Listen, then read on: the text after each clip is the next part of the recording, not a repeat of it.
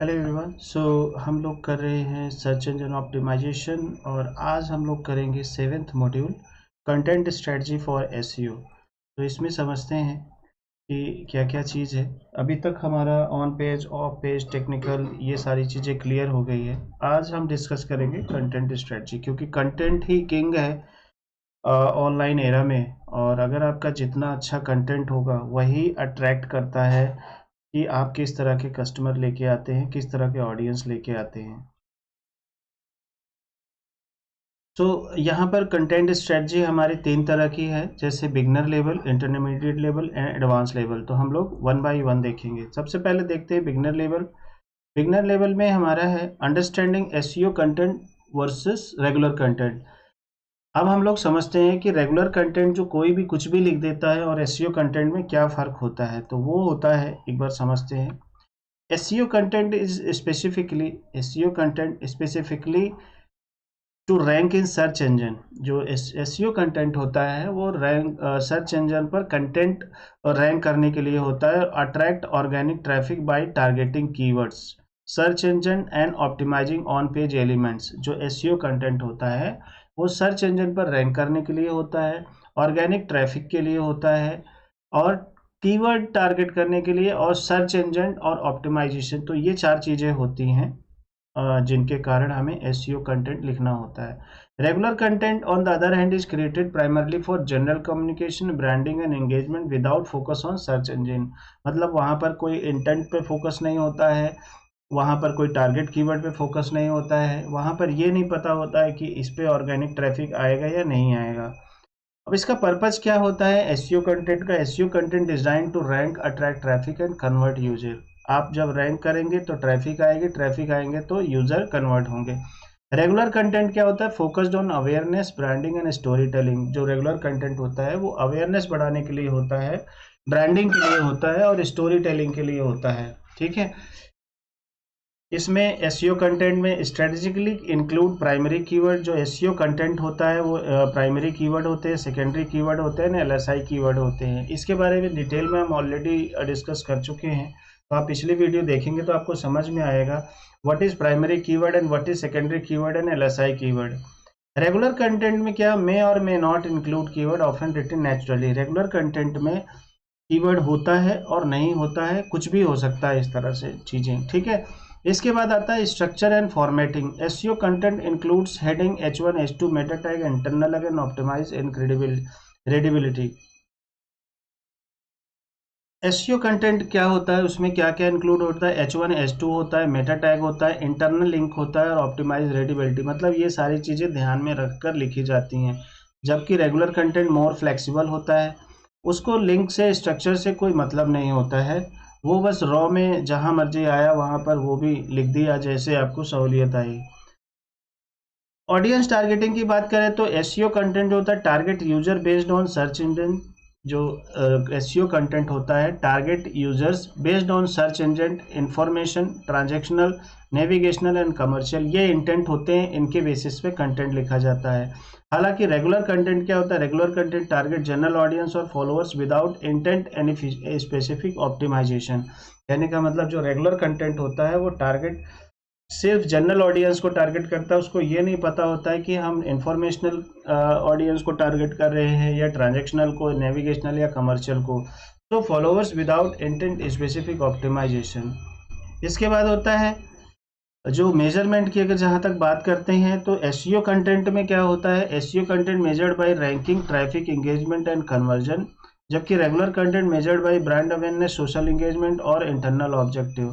ठीक है ना। तो रेगुलर कंटेंट क्या होता है? वो simple brand awareness, social engagement के जरिए काउंट किया जाता है। और SEO content measured by ranking, traffic, engagement and conversion. ठीक है ना। तो ये होता है जनरल कंटेंट और एसईओ कंटेंट में फ़र्क। तो हमेशा ध्यान रखिए जब आप एसईओ करते हैं तो ऑब्वियसली आपको एसईओ कंटेंट पे फोकस करना है, ना कि जनरल या रेगुलर कंटेंट पे फोकस करना है। ठीक है। नेक्स्ट टॉपिक है हमारा importance of keyword placement and content. जब भी आप एसईओ करते हो, तो जैसे अभी हमने पीछे ही डिस्कस किया कि एसईओ कंटेंट में कीवर्ड प्लेसमेंट या कीवर्ड का बहुत इंपॉर्टेंट रोल होता है, तो उसके बारे में हम लोग समझते हैं। Keyword placement refers strategically positioning of your target keyword within your content to help search engine understand the topic and improve rankings। ठीक है ना, कीवर्ड प्लेसमेंट जो होता है वो स्ट्रेटजिक तरीके से पोजीशन करना target keyword within your content to help search engine, मतलब सर्च इंजन को हेल्प किया करने के लिए, उसको समझाने के लिए कि आपकी रैंकिंग कैसे अच्छी होगी, तो उसकी प्लेसमेंट प्रॉपरली होनी चाहिए। ठीक है ना, proper placement enhances visibility, relevance and user experience. जब जो प्रॉपर इनहेंस प्लेसमेंट अगर आप ढंग से करते हो तो विजिबिलिटी अच्छी बनती है, उसकी रेलिवेंसी बनती है और यूजर एक्सपीरियंस अच्छा बनता है आपकी वेबसाइट का। इसके बाद आ जाता है टाइटल, हेडलाइन, इंक्लूडेड मेन। अब इसको करने के लिए करना क्या क्या होता है placement.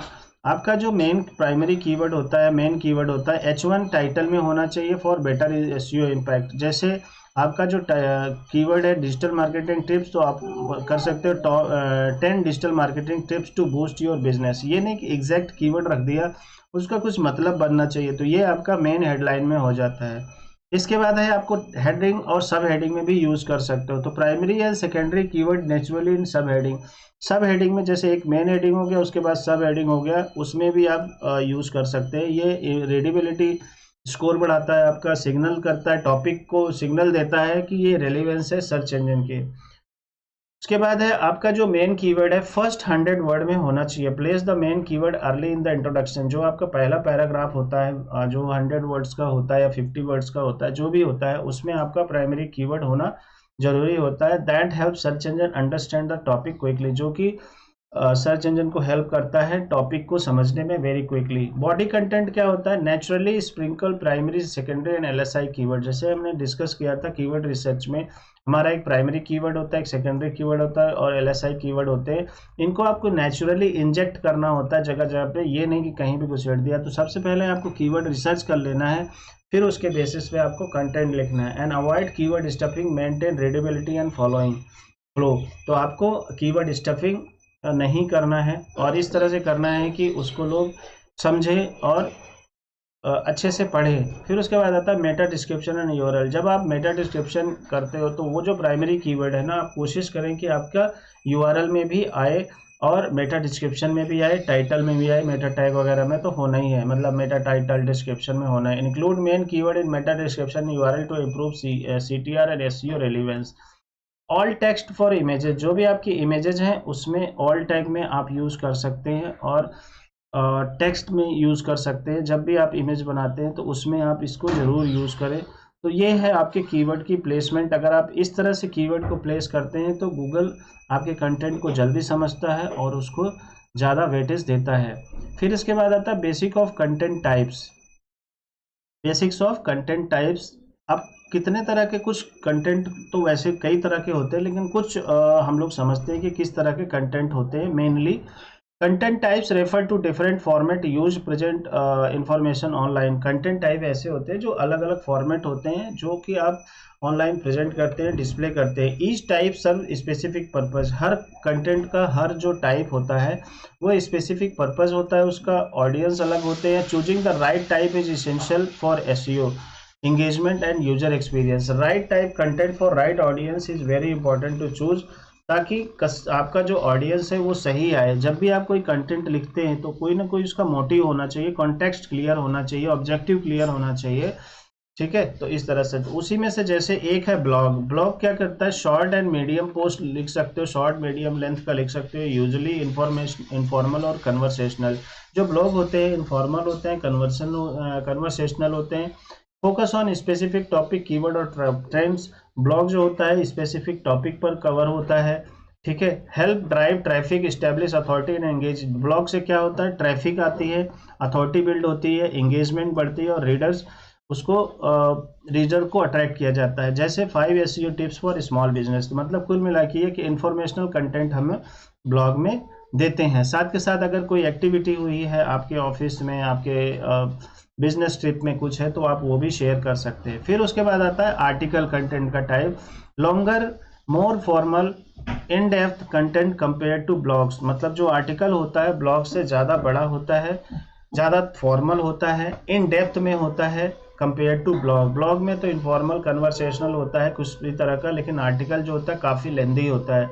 Often include research, reference and detail analysis. जो आर्टिकल होता है उसमें रिसर्च होता है, रेफरेंस होता है, डिटेल एनालिसिस आते हैं। आइडियल किसके लिए जरूरी है? Thought leadership and authority building. जब आपको लीडरशिप अथॉरिटी बिल्डिंग करनी होती है अपने स्किल को लेके, अपने बिजनेस को लेके, तब आप आर्टिकल की हेल्प लेते हैं। The complete guide to digital marketing strategy in 2005। तो ये क्या हुआ, पूरा 2025 में डिजिटल मार्केटिंग की स्ट्रेटजी आप बना रहे हो। नेक्स्ट है इन्फोग्राफिक। इन्फोग्राफिक क्या होता है? Visual representation of information, data और प्रोसेस। मतलब इन्फोग्राफिक क्या होता है? आप किसी भी इंफॉर्मेशन को विजुअली रिप्रेजेंट करते हैं, उसको बोलते हैं इन्फोग्राफिक। ठीक है, easy to understand and highly shareable. इसको लोग ना शेयर करना पसंद करते हैं, जैसे लिंक्डइन पर, फेसबुक पर, इंस्टाग्राम पर। और इसको मतलब क्या होता है कि आपको पूरा आर्टिकल नहीं पढ़ना होता है, पूरा ब्लॉग नहीं पढ़ना होता है, आप बस मेन पॉइंट और क्रिएटिव वे में डिजाइन होता है, तो इसलिए इसको शेयर करने के चांसेस भी बहुत ज़्यादा है होते हैं। Enhances user engagement and can earn backlink for SEO. Enhance user engagement, user engagement को इनहेंस करता है, बैकलिंक फॉर एसईओ क्रिएट करता है। Infographic showing SEO checklist for beginner.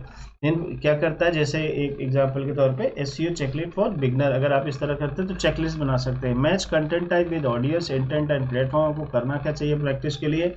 जब भी आप कोई कंटेंट आर्टिकल बनाते हैं तो इंटेंट के बेसिस पर आप कंटेंट पर तैयार करें, अपने कीवर्ड को सही अच्छी तरह से प्लेसमेंट करें। बेटर एंगेजमेंट के लिए ब्लॉग और इन्फॉर्मेशन को कंबाइन कर सकते हैं, ठीक है ना। ब्लॉग और आर्टिकल को इस तरह से शॉर्ट, सिंपल और बुलेट पॉइंट्स यूज़ करें, पैराग्राफ यूज़ करें। ये नहीं कि सिंपल एक ही तरह का आपने पूरा एसे स्टाइल में लिख दिया, तो उससे क्या होता है, बोरिंग होगा और कस्टमर आएगा और देख के भाग जाएगा। नेक्स्ट है on page content optimization fundamental. तो जब आप कंटेंट तैयार करते हो तो ये सारी चीज़ें बिगनर लेवल पे बहुत ज़्यादा इंपॉर्टेंट होती हैं। नेक्स्ट, अब इसमें ऑन पेज कंटेंट ऑप्टिमाइजेशन क्या होता है? जब आप कंटेंट रेडी करते हो कोई भी कंटेंट, तो on page content optimization involve refining individual web pages to make them more search engine friendly and improve wrapping. On page content optimization का मतलब होता है कि कोई भी इंडिविजुअल पेज हो उसको सर्च इंजन फ्रेंडली बनाना और क्रिएट करना कंटेंट को, ताकि रैंकिंग में इम्प्रूव हो। It focuses on content, HTML elements and user experience, ensure relevance and readability. ये किस पे फोकस करता है? HTML एलिमेंट्स पे, यूजर एक्सपीरियंस पे और रेलिवेंसी एंड रेलिवेंट, मतलब जो भी कीवर्ड कंटेंट सर्च कर रहा है उसके रेलिवेंट होना चाहिए आपका कंटेंट, ठीक है। रेडिबिलिटी उसकी अच्छी होनी चाहिए। Title tag optimization, key element of on page optimization. Key element on page optimization के की एलिमेंट्स क्या होते हैं? तो आप सबसे पहले देखो title tag optimization. Include main keyword naturally in the H1। जो मेन टाइटल होता है उसमें इंक्लूड होना चाहिए 100% एग्जैक्ट जो आप प्राइमरी कीवर्ड यूज कर रहे हैं। Keep it 60 character of better display in SRP। जो आपका जो टाइटल होता है, जो मेटा टाइटल होता है, वो 60 कैरेक्टर का होना चाहिए to better result on Google. जो गूगल पे आपका टाइटल डिस्प्ले होता है वो जो है 60 कैरेक्टर से ज़्यादा का नहीं होना चाहिए। एग्जाम्पल है हेल्दी रेसिपी। टाइटल क्या आएगा? मान लीजिए ये कीवर्ड है आपका, टाइटल है 10 easy healthy recipe for busy people, मतलब हेल्दी रेसिपी, ये जो आपका ये कीवर्ड आ गया और ये सारा इसके रेलिवेंट 10 इजी फॉर पीपल। तो आपका इंटेंट क्या हो गया? रेसिपी है, आप गाइड दे रहे हो, तो इंटेंट क्या हो गया? इंफॉर्मेशनल हो गया। बिफोर किसकी हुआ? Busy people. 10 इजी टिप्स आ गया, रेसिपी आ गया, हेल्दी रेसिपी, ये हमारा मेन कीवर्ड है, ठीक है। तो ये इन्होंने इस तरह से टाइटल बनाया और ये टाइटल आराम से गूगल पे शो हो जाएगा।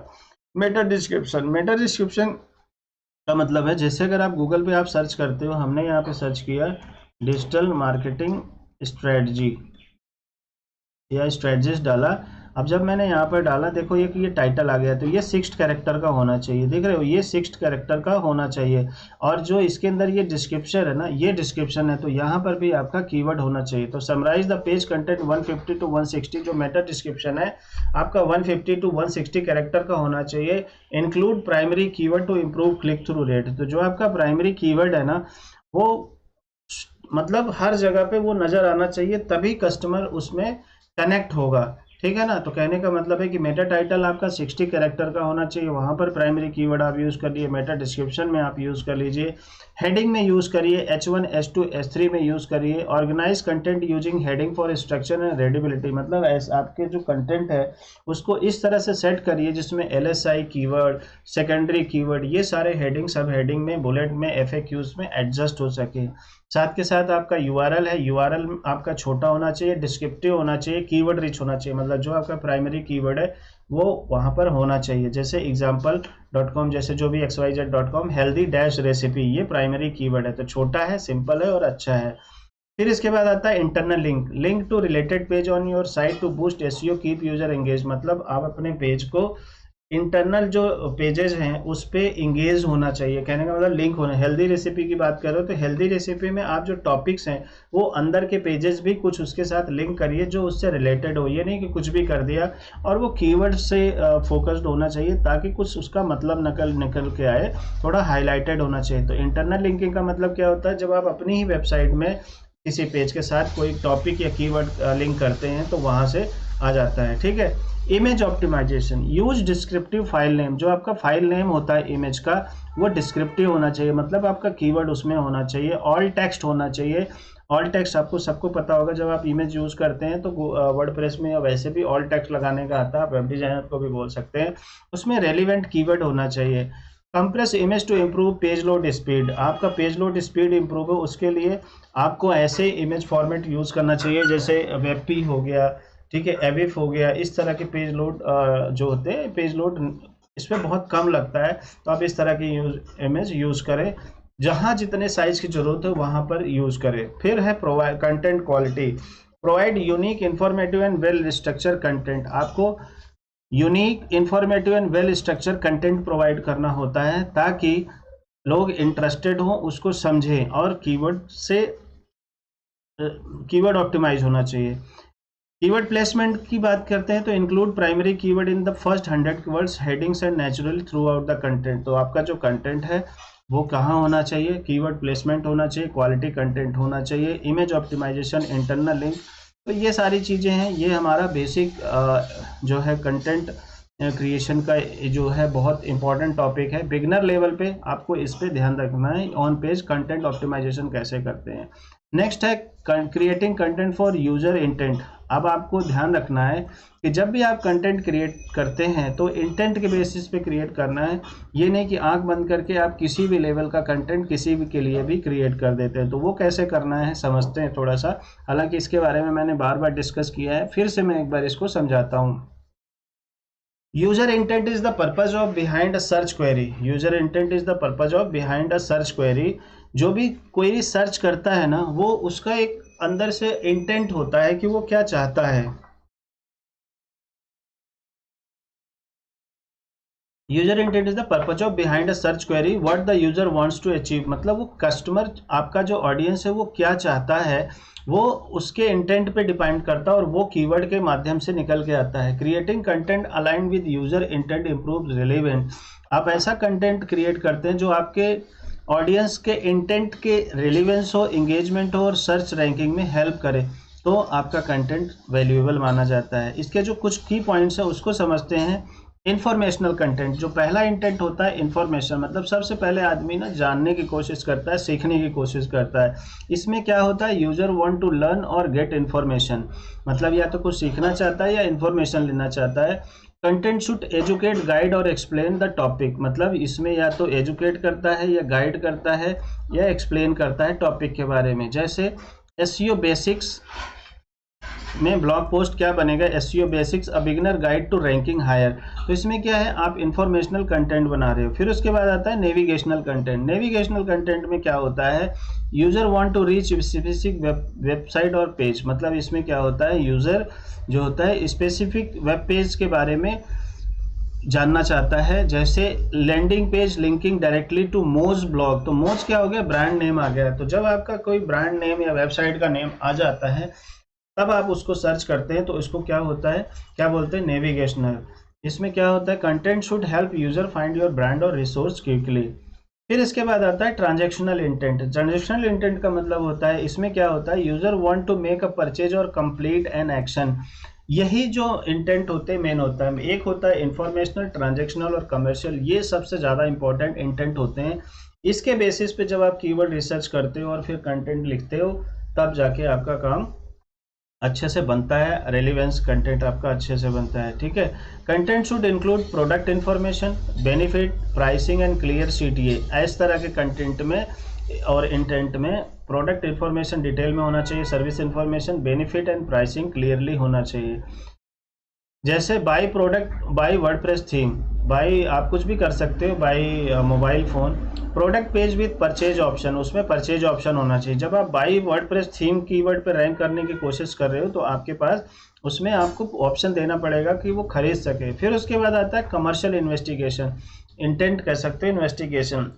इसमें क्या होता है, user is comparing product services before buying, मतलब खरीदने से पहले यूजर और डीप में जाना चाहता है, कंपेयर करता है, प्राइस कंपेयर करता है, फीचर कंपेयर करता है, सर्विस कंपेयर करता है, क्वालिटी कंपेयर करता है, फिर उसके बाद जाके डिसीजन लेता है। तो उसके लिए वो क्या करता है, उस केस में क्या होता है, include comparison reviews and feature highlights. Comparing product और सर्विस ये होता है, जैसे best WordPress theme in 2025, comparison article listing and theme. तो इसमें क्या करता है, वो कंपैरिजन करता है। तो आपको एनालाइज करना है इस तरह के कीवर्ड पे कि लोग इस तरह के जो आपका इंटेंट है, उस इंटेंट के बेसिस पे किस तरह का कंटेंट वो दिखा रहे हैं। तो इस तरह से हमारा बिगनर लेवल का content strategy, content creation strategy complete होता है। नेक्स्ट हम बात करेंगे थोड़ा इंटरमीडिएट लेवल का और फिर एडवांस लेवल का अगली वीडियो में। तो इसको आप बार बार देखिए, बहुत ही इंपॉर्टेंट है, क्योंकि अगर आपको कंटेंट क्रिएट करना समझ में आ गया, कीवर्ड पे वर्क करना समझ में आ गया,